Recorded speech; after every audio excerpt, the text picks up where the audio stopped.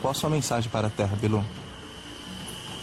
Apenas que você conhecimento.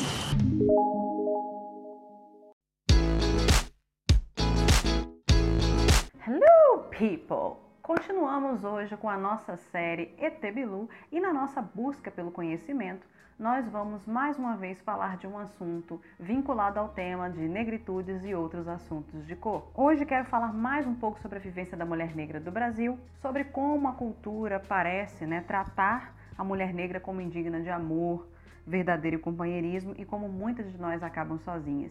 E por isso, mais uma vez, eu vou usar fontes, como retiradas do site da ONG Maravilhosa GLDs e também de escritoras negras fantásticas como Bell Hooks, Djamila Ribeiro e Sueli Carneiro. Eu gostaria de começar esse vídeo com alguns questionamentos. Vocês já perceberam que muitas mulheres negras acabam passando boa parte de suas vidas sozinhas? Quais seriam os motivos que levam a tal celibato? Por que muitos homens negros parecem preferir se casar com mulheres brancas? Por que muitos homens brancos sentem fetiche por mulheres negras, mas não parecem possuir a capacidade de assumi-las oficialmente? A solidão da mulher negra é resultado de uma escolha individual ou da falta de opção?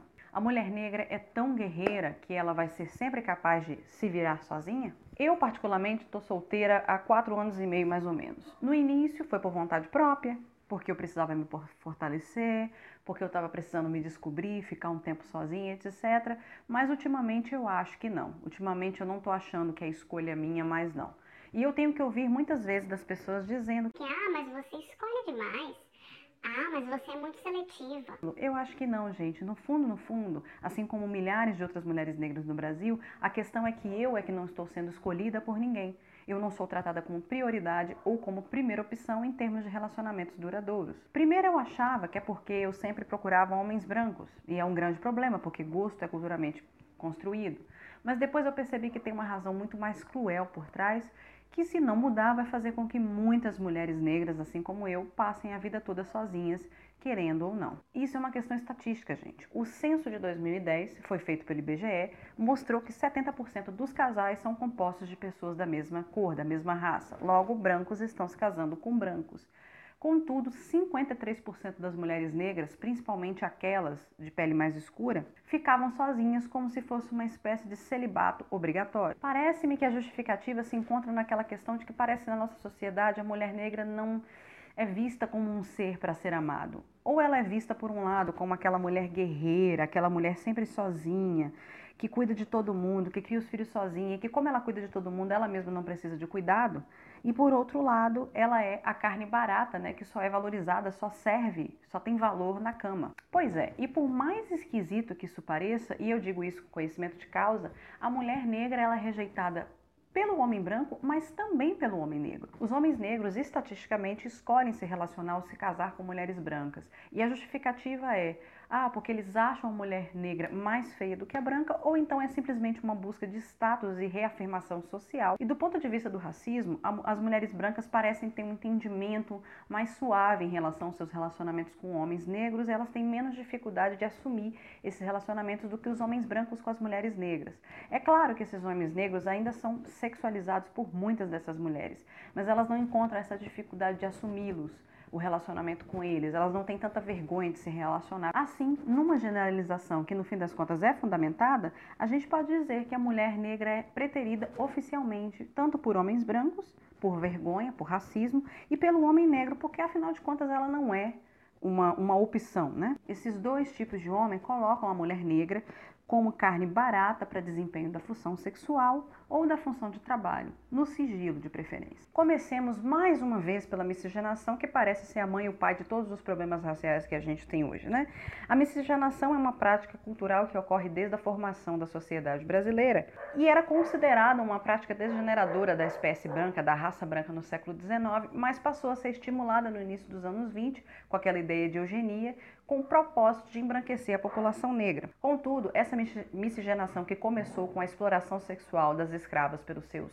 senhores brancos, no século XX passou por uma mudança e hoje ela acontece muito mais por meio da escolha afetiva e sexual de homens negros.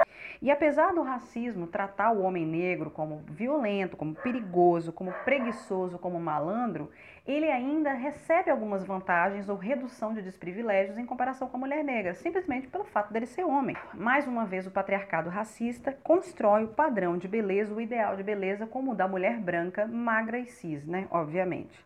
E estigmatiza a mulher negra, que vai ser rotulada ou como animal de carga ou como animal sexual. E o interessante, gente, o mais interessante é que a mulher negra tem que lidar com esse contexto estando inserida em qualquer classe social e em qualquer nível de educação.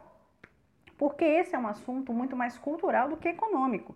E aí a mulher negra fica muitas vezes sozinha e caso ela reproduza, ela está muitas vezes fadada a criar os filhos sozinha, porque a pesquisa também mostra que a maior percentagem de mães solo no Brasil é de mulheres negras. Ser mulher negra é sofrer com o machismo, mas também é sofrer com o racismo e ser estigmatizada pela cor, pela minha pele, pelo meu cabelo, pela minha cultura. Nós negras na infância, quase todas temos problemas graves de autoestima, porque a nossa beleza não é sequer considerada e não é representada pelos meios, pela mídia. Ainda hoje, nos meios midiáticos, nossa beleza ela é estigmatizada ou invisibilizada. Se for mostrada, muitas vezes é com aquele ar inclusivo, falso, que está muito mais interessado no nosso black money do que interessado em nos incluir e nos representar de verdade. E isso gera uma série de impactos, principalmente no meio afetivo. E aqui eu estou falando especialmente dos casos dos relacionamentos hétero, porque as mulheres negras encontram dificuldades em se envolver em relacionamentos longos e mesmo quando elas estão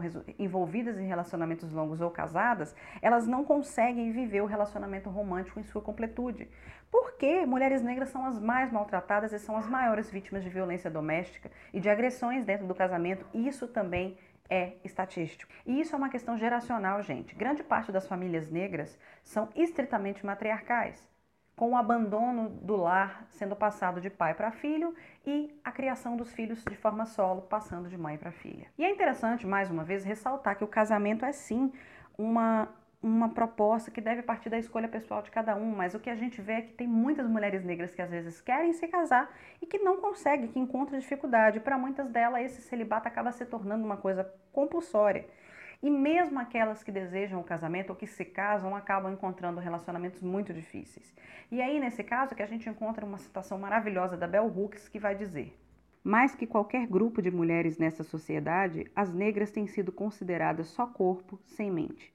A utilização de corpos femininos negros na escravidão, como incubadoras para a geração de outros escravos, era a exemplificação prática da ideia de que as mulheres desregradas deviam ser controladas. Para justificar a exploração masculina branca e o estupro das negras durante a escravidão, a cultura branca teve que produzir uma iconografia de corpos de negras que insistia em representá-las como altamente dotadas de sexo, a perfeita encarnação de um erotismo primitivo e desenfreado. É muito difícil, gente, se sentir incluída no tal do mercado de relacionamentos.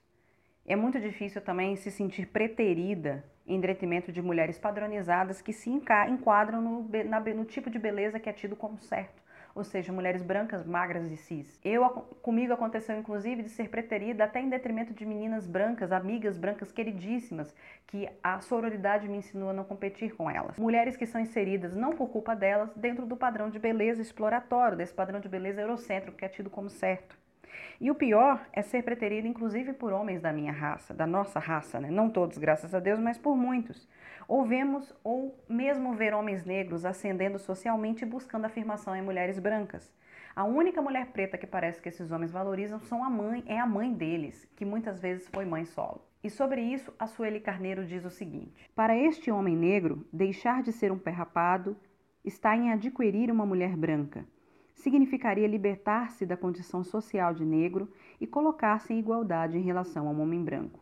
E não se engane, gente. A mulher branca também é um objeto na cabeça desse homem negro. Um objeto mais caro, de mais alto valor social, mas um objeto ainda assim. E o homem negro só vê a mulher negra como receptáculo de diversão. E nesse caso, se a mulher negra for miscigenada, tiver traços mais eurocêntricos, mais caucasianos, porque a mulher negra retinta, geralmente, eles não gostam. A questão, queridos, é que essas coisas parecem nunca mudar. Se na escravidão a mulher negra era tida como objeto de trabalho e objeto reprodutivo, replicador da massa de trabalho, hoje em dia nós somos vistas como o arrimo de família, a guerreira, a mulher que pode fazer tudo sozinha, ou por outro lado nós somos vistas como sexualizadas, objetos sexuais, que são imagens reafirmadas pela própria cultura e pela mídia. Parece que ainda nós não somos vistas como seres que são dignos de amor.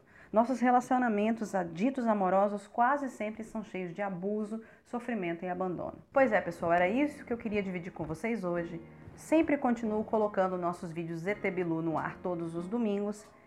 Espero que vocês tenham gostado desse vídeo e se você aí, querida de casa, vive ou conhece uma mulher que vive no celibato, uma mulher negra que vive no celibato compulsório, por favor, comente aqui embaixo. Para finalizar esse vídeo, gostaria de agradecer a um doador da minha vaquinha Leve-me para Doutorado Sanduíche em Londres, que é o meu tio Ademir, que foi o primeiríssimo doador da campanha e que contribuiu com o valor de R$100.